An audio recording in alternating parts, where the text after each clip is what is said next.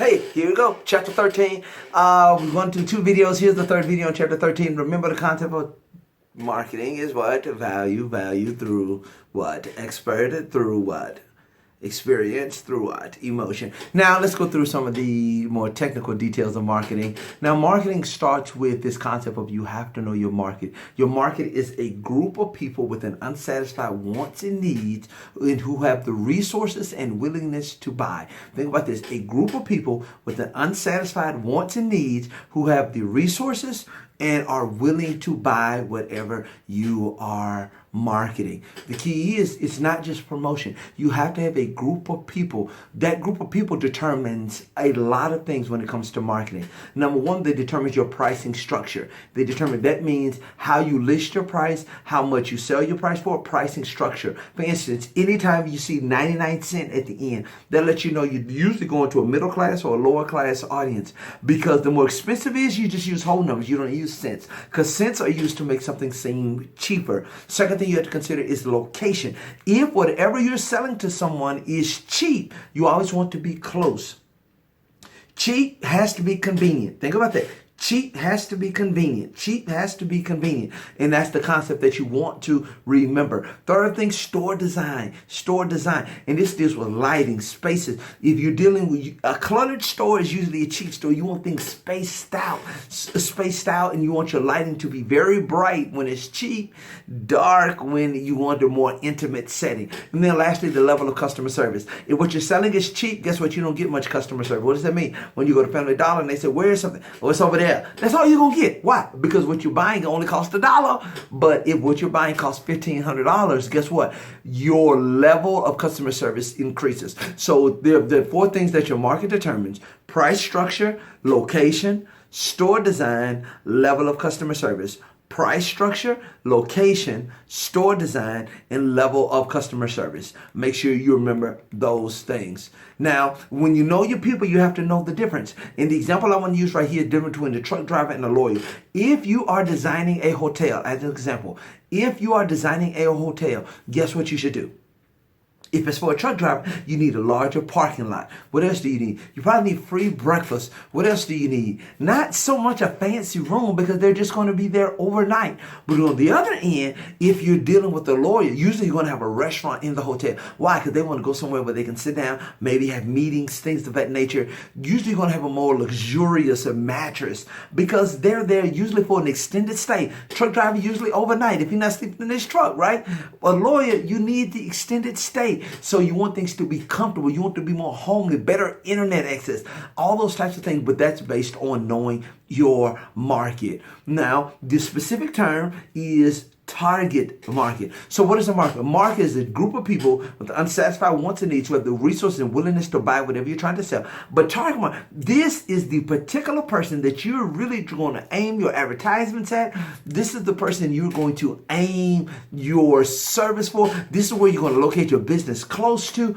It is a specific group of people particularly interested in your product. But this is the most crucial step. You have to know who your target market is. It can be women ages 35 to 45. It could be single parent dads. It could be military veterans. It could be something general, people who of lower income, that income falls between $40,000 and $60,000.